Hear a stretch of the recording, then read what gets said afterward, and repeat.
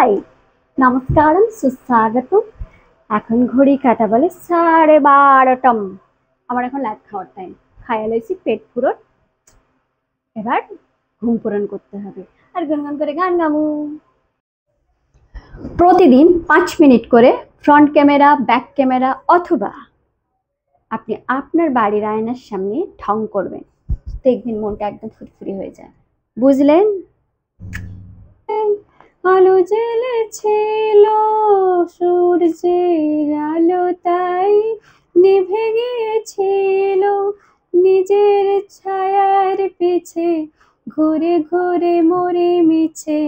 একদিন চেয়ে দেখি আমি তুমি হারা, আমি তুমি হারা।